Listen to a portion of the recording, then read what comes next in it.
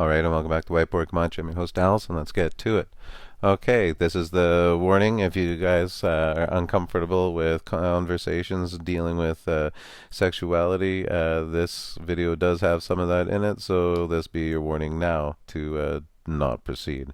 So, with that being said, here we go. There were also Sodomites in the land. Now, we've been studying about the Trinity and Keter and the androgynous, how the androgynous god Keter emanated the Chokmah Bina, and that forms, in representation, the triangle, the three, the Trinity. And Keter is the androgynous god who formed both male and female, emanated that out. Now, that triangle is represented as a downward facing and upward facing, the downward and upward being male or female. And we've talked about this, and today we're going to get a lot more in detail and take a look about how that shapes the world we live in. Now, we see this a lot more clearly in this alchemy example where we can see the upward and the downward facing triangle in the background and the symbolism. We get the man with the upward and then the woman with the downward triangle over the genitalia. We get the serpent reference. And what's also interesting is when we compare that to the biblical version, when we can see the man biologically as a triangle pointing down with the wider shoulders and the narrower hips, and the women have the wider hips and narrower shoulders, creating the upward. And the woman is actually the one who was the one who had the interaction with the serpent, not the man. So it's a complete opposite of the Kabbalah again right off the bat. They don't mix words. They're literally in complete opposition. Satan's hand is always, again, Satan means opposer, clearly seen. Now, according to Kabbalists, Adam, whom they call Adam HaRishon, primordial human consciousness, was created by as both male and female, but was separated into two creatures, Adam and Eve. The Midrash Rabbah says that when the Holy One created Adam, it was androgynous. God created Adam double-faced and split him or her so there were two backs, one on this side and one on the other.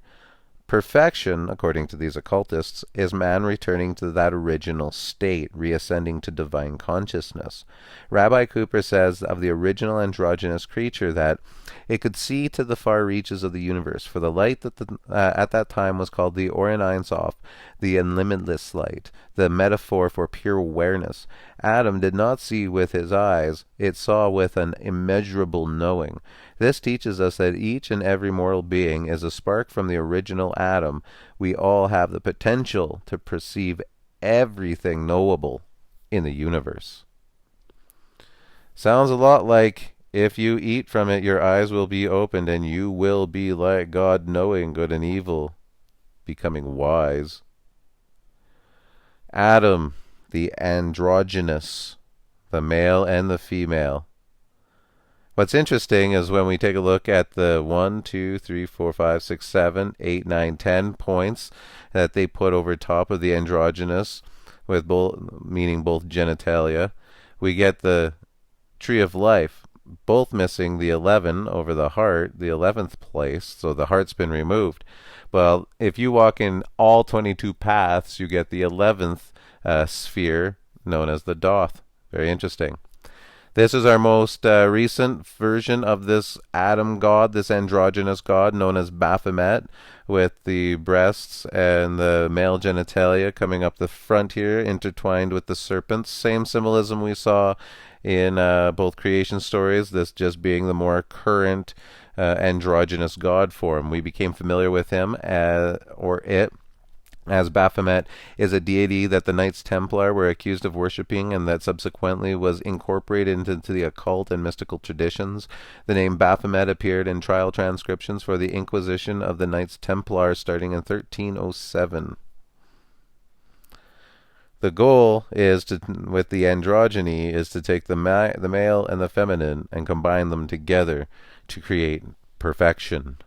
And we see this alive in the world today at an unprecedented rate as men transform into women through feminization protocols, getting the faces and the nose job and the jaw lines much more feminized. The removal of Adam's apples to increase femininity.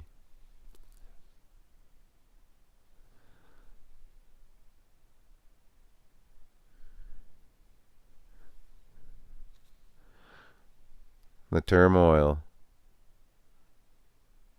the battle for perfection.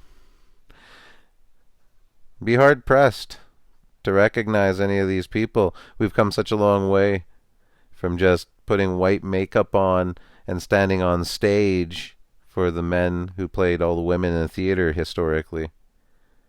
Come a long way.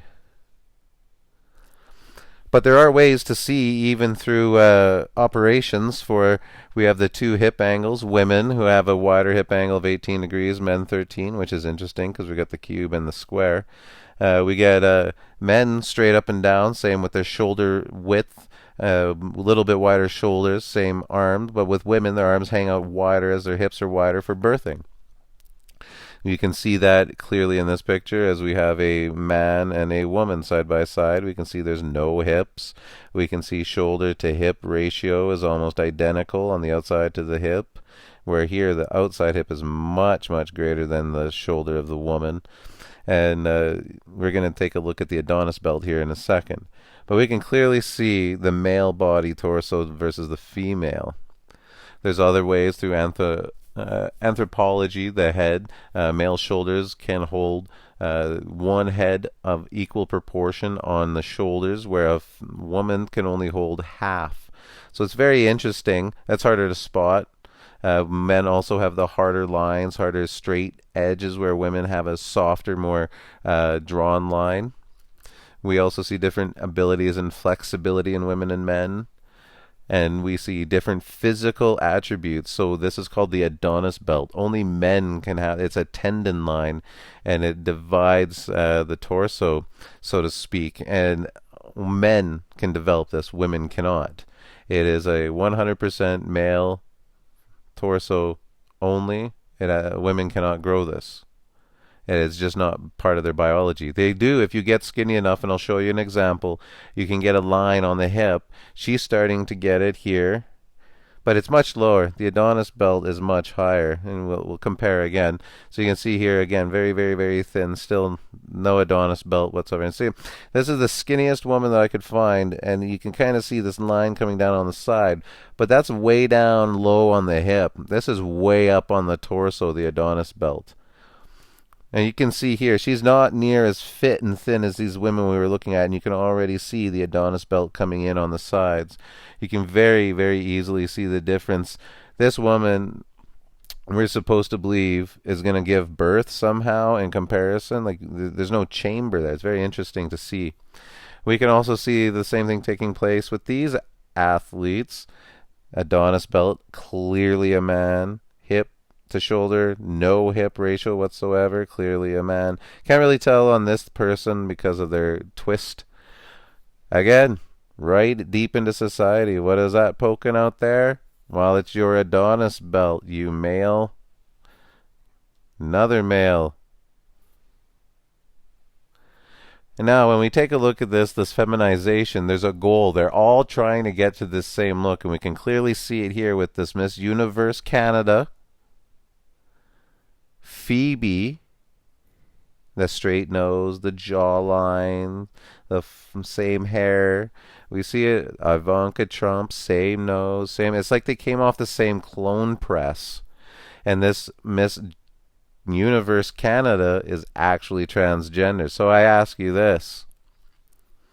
If that's a man, are you sure that's not a man? Are you sure that's not a man? It's because we're taught to look for this. We're taught that that's what they look like when they go through these systems. We're not taught that that's what they look like. Or that.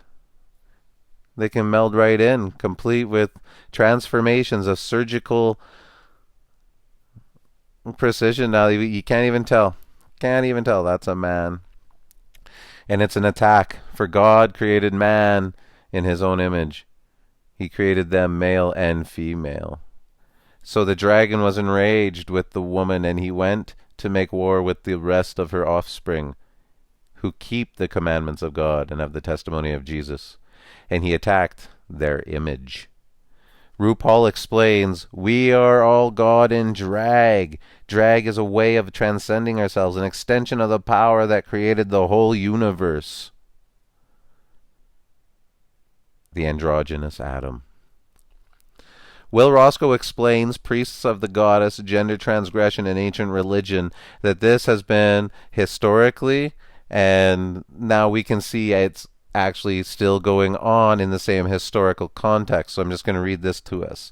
In their very temples, wrote Firmicus Maternus in the mid-4th century, can be seen deplorable mockery before a moaning crowd, men taking the part of women. These infamous men with their impure, unchaste, polluted bodies were none other than the Galli, priests of the gods Cybele and Attis. Undoubtedly, the most shocking practice attributed to the Galli was that of self-castration. The outcome in any case was ambiguous. Neither is he changed into a woman, nor does he remain a man, wrote Augustine.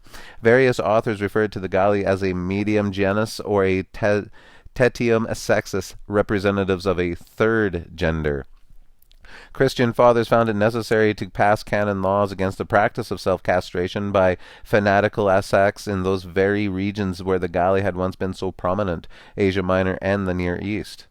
Now the Hura, neither man nor woman, the Harja of India, members of the contemporary cult of goddess worship, estimated to number some 50,000 in North India alone, with roots that may be as old or older than some of the Galli. The Hajra are males devoted to the worship and service of Bachura Mata, one of the many Indian mother goddess figures. The most striking parallel between the two cults is the practice of castration. In both cases, the procedure appears to have been traditionally performed in a temple, with the parts buried under a tree. In the case of the Huraj, both penis and testicles are removed by an expert, while the initiate chants the name of the mother goddess. The blood is allowed to flow freely in the belief that it drains away the heat that is the source of both maleness and sexual desire. As a result, the initiate is nirvana, liberated, reborn. He becomes a Sansya, or inherent saint, who embodies the strength, or Shakti, of the goddess and able to convey to it others in the form of blessings. Castration does not transform Hajra into men or women, as Nada's informants explain. We are neither men nor women. Although they are generally wearing women's clothing in public, their exaggerated femininity and body behavior immediately gives them away as Hajra. Some engage in trades, inquires. The gala role involves some of the gender transgression. Now the result was an institutionalized form of gender difference, for the men who performed as gala maintained the female forms of the profession, adapting their gender identity and sexuality accordingly. In fact, the word gala was written using the signs penis and anus. The gods demand stage plays in their own honor, and they still do. Just as they do with the sports, in politics, in theater, religion, culture, just like all these men. Mother told me a couple of years ago, sweetheart, settle down and marry a rich man. And how did Cher respond? Cher said, Mom, I am a rich man. Cher says she struggled with her son Chaz Bono being transgender. They keep it in the family. It's a very big ritual. It's a belief system, and they teach it amongst their own. 16 Easter eggs in Taylor Swift's colorful You Need to Calm Down music video. Yeah. Mom, I'm a rich man. Taylor Swift, no hips. Incredibly tall, butch man from behind. Not really that much in the front. What about Cameron Diaz? As the issue of Maxim magazine says, the bad teacher gives us sex ed. What are you learning from her? Well, I'm learning she, like a lot of these others, are not what they say they are. So just like these men dressed up in women's clothing, clearly a man, always been little boys. Always straight up and down hip. That's a man. And you can see trans model says vagina surgery recovery was the toughest. This stunning U.S. transgender model has revealed her recovery after undergoing a vaginoplasty was the most difficult thing in her life. 23 model Maria Sutfentis, 23, who was born in the United States to a fashion designer mom and a businessman dad, made the revelation in an interview with TV channel where she confessed her birth name was Kevin. That's right. That's a man. Again, in TV, always associated with it. Gained popularity on The Agency, Ishtar, the goddess of sexuality, is notoriously promiscuous, never marries, and indeed is herself a transvestite.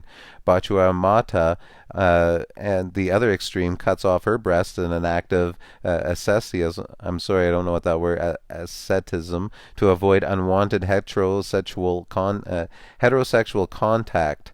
To destroy, to build up, to tear out, and to settle are yours, Inanna reads one of the Sumerian texts, and are in the next line. To turn a man into a woman and a woman into a man are yours, Inanna. Inanna. In all three cultural regions, goddesses-inspired priests were conceptualized as accompanying a distinct gender category. As we have seen, Haraja routinely refer to themselves as neither men nor women. They decked their hair and put on women garments and were besmeared over with ointments, and that they might appear very comely and have painted under their eyes and imitated not only the ornaments but also the lusts of women. While their faces looked like the faces of women, they killed with their right hands, and with their gait was effeminate. They presently attacked men and became warriors. The androgynous warrior.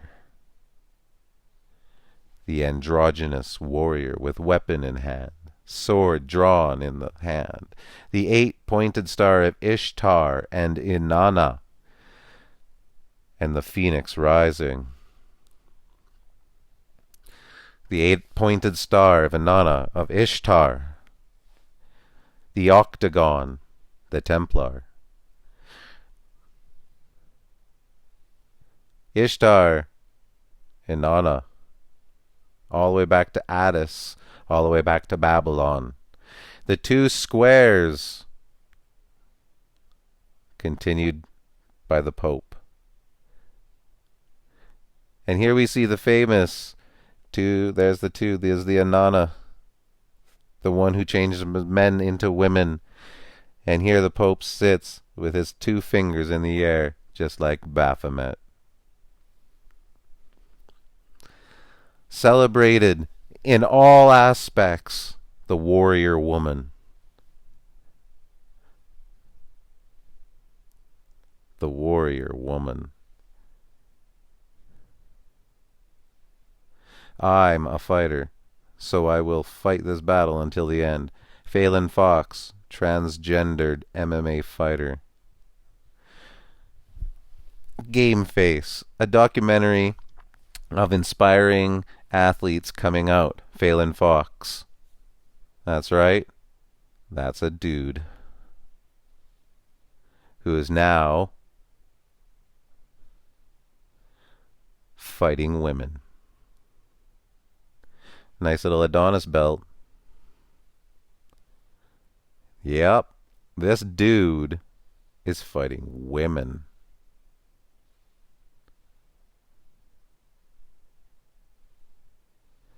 Transgender MMA fighter Phelan Fox breaks opponent's skull. Are we getting too politically correct with reality?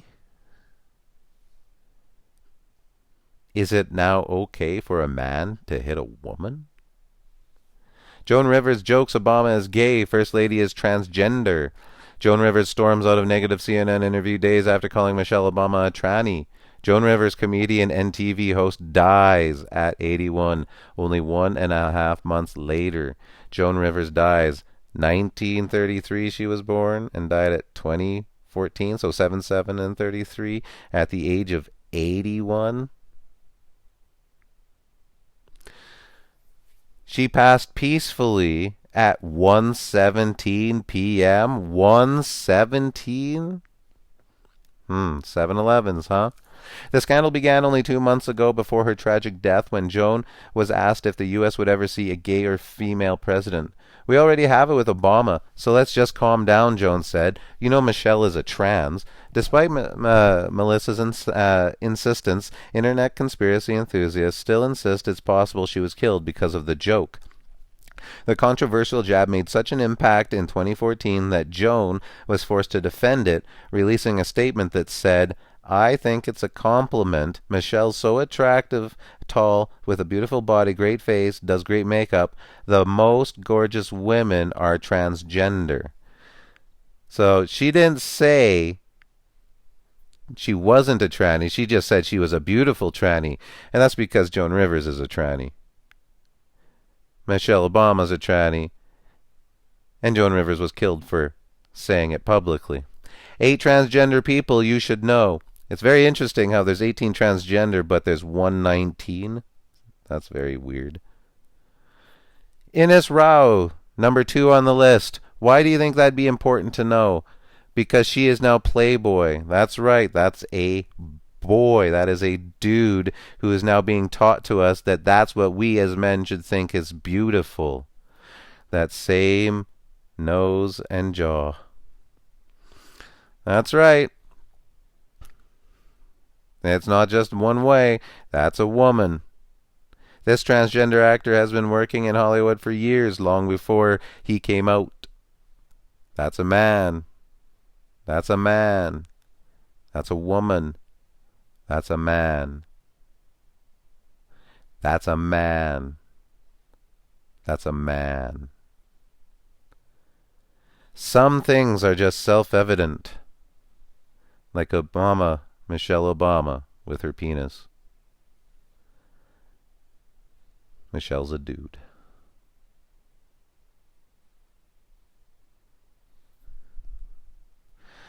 And I hope you can see that. Because this to them is perfection. This to them is the return to original creation. So I say to you, and all those who never got a chance to see him while he was still up, Transapocalypse now. I hope you get back on your feet. This one's for you. And there were also Sodomites in the land. Wherever you are, I hope this finds you well. God bless.